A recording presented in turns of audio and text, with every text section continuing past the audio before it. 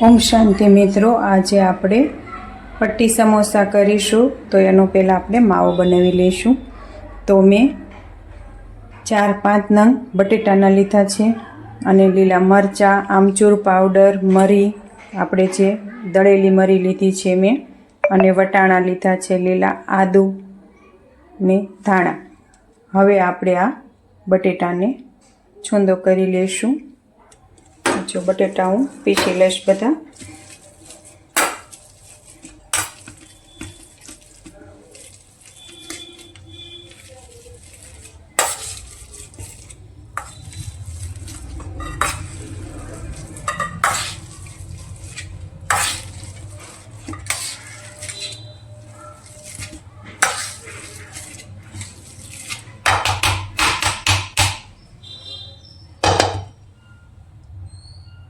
હવે એમાં આપણે લીલા મરચાં લીધા હતા એમાં બધા નાખી દઈશું, અને જે આમચૂર પાવડર લીધો હતો એ, પછી આ મરી પીસેલા લીધા હતા એ પણ એમાં, પછી આદુ છે એ આપણે અડધું નાખવાનું છે. જો તમને વધારે ભાવતું હોય તો તમે વધારે પણ નાખી શકો છો.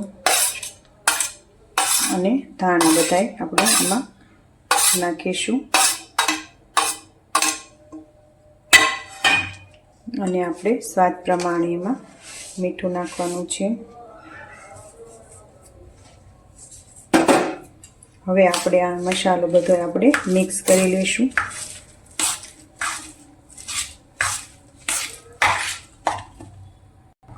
જો આપણે મસાલો રેડી થઈ ગયો છે. હવે આપણે સમોસાનો લોટ બાંધી લઈશું. આપણે આ મેંદો લીધો છે, એનો લોટ બાંધવાનો છે આપણે. તો હું મેંદો લઈ લઈશ. 3 વ્યક્તિ માટે હું બનાવીશ. તો મેં આ 500 મેંદો હતો એમાંથી અડધા ઉપર લીધો છે. એમાં થોડોક મેં વાળવા માટે વધાર્યો છે. જો આ લઈ લીધો છે મેં. જો આપણે આમાં મોણ ને એવું નથી નાખવાનું, ખાલી આપણે મીઠું જ નાખીશું. સ્વાદ પ્રમાણે આપણે મીઠું નાખવાનું છે. હવે આપણે જેવો રોટલીનો લોટ બાંધવી એ રીતે આપણે લોટ બાંધી લેવાનો છે.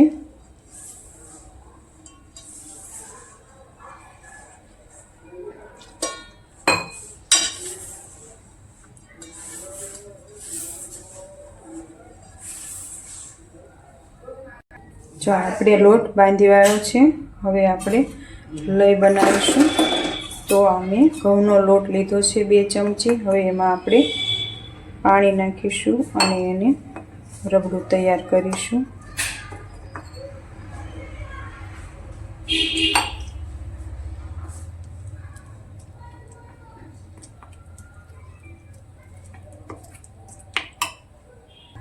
આ આપણે લઈ તૈયાર થઈ ગઈ છે. હવે આપણે વણી લઈશું. રીતે આપણે રોટલી વણી લેવાની છે. રોટલી વણવી એમ જ તે. અને પછી આપણે તેલ લગાવીશું. આ રીતે આખી રોટલીમાં આપણે આ રીતે તેલ લગાવી દેવાનું છે. પછી આ રીતે આપણે એમાં લોટ ભભરાવશું. જેમ કે આપણે રાંદલમાંની રોટલી કરવી ને એ રીતે આપણે 2 પડવાળી રોટલી કરવાની છે. આ રીતે આપણે લોટ ભભરાવી અને વણી લઈશું.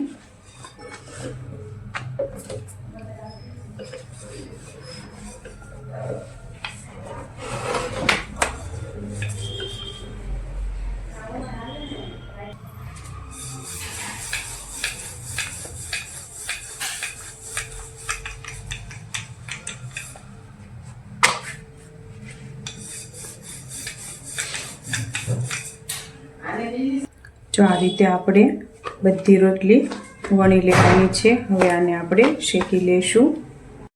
જો આ રીતે આપણે બધી રોટલી વણી લીધી છે. હવે આપણે એને શેકી વાળશું. જો આ રીતે આપણે ઢોસાની રોટી લીધી છે. હવે એમાં આપણે આ રીતે શેકી લેવાના છે.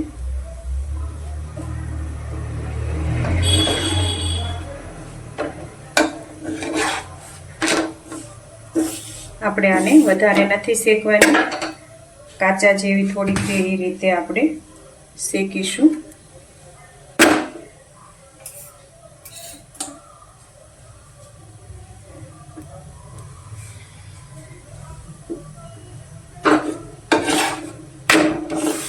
આ રીતે આપણે રોટલી શેકાઈ ગઈ છે.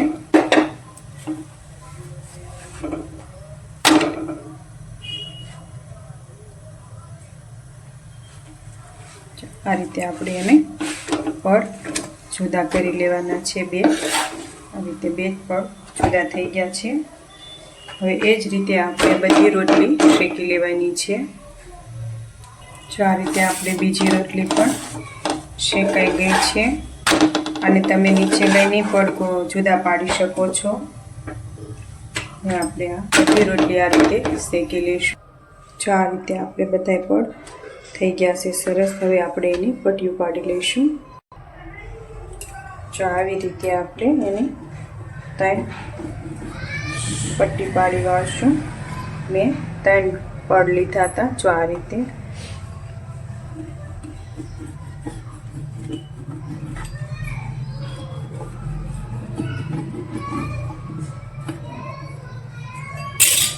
રીતે આપણે એની પટ્ટી પાડી વાળશું.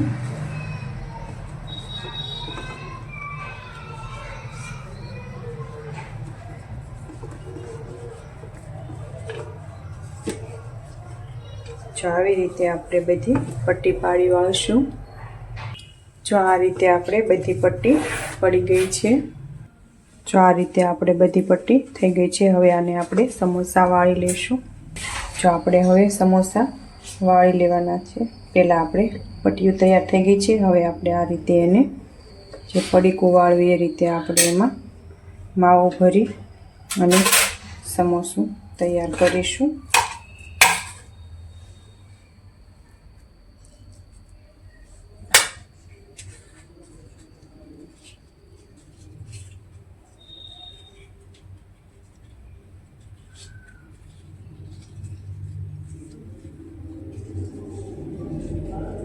આ રીતે એને પડ આપણે કરી વાળવાનું છે.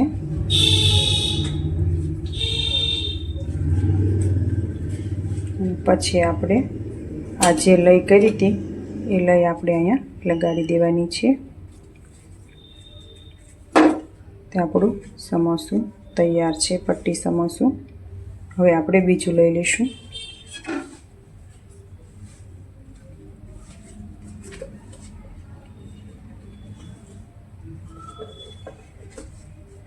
જો આ રીતે આપણે બીજું સમોસું પણ તૈયાર કરશું.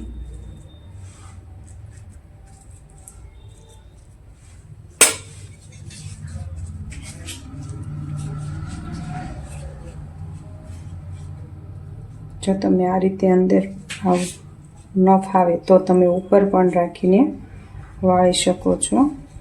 જો આ રીતે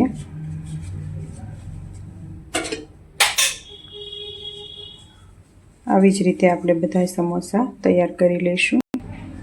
જો આ રીતે આપણે સમોસા ભરશું, પણ આ જે શેકેલો ભાગ છે એ આપણે અંદર રાખીશું અને જે શેકા વગરનો છે એ આપણે બહાર રાખીશું. એ રીતે આપણે ભરવાનું છે. તો તમે બહારથી સમોસા લાવ્યા હોય એવા જ થાય છે.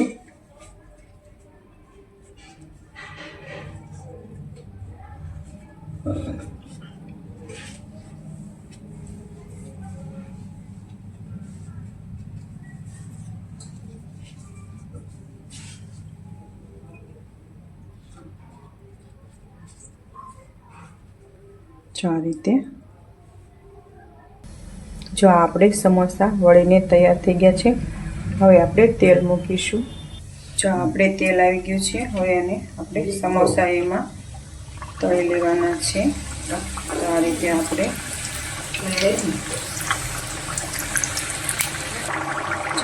આપણે સમોસા તળાઈને રેડી થઈ ગયા છે. હવે આપણે બીજા એમાં તળી લઈશું. આવી જ રીતે આપણે બધા સમોસા તળી લેવાના છે.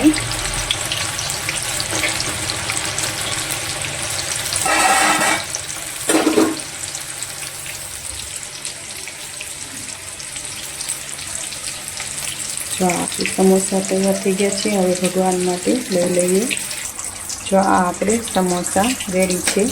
હવે આપણે પરમાત્માની યાદમાં બનાવ્યા હતા. ચાલો આપણે પરમાત્માને ધરી દઈશું. ઓમ શાંતિ મિત્રો.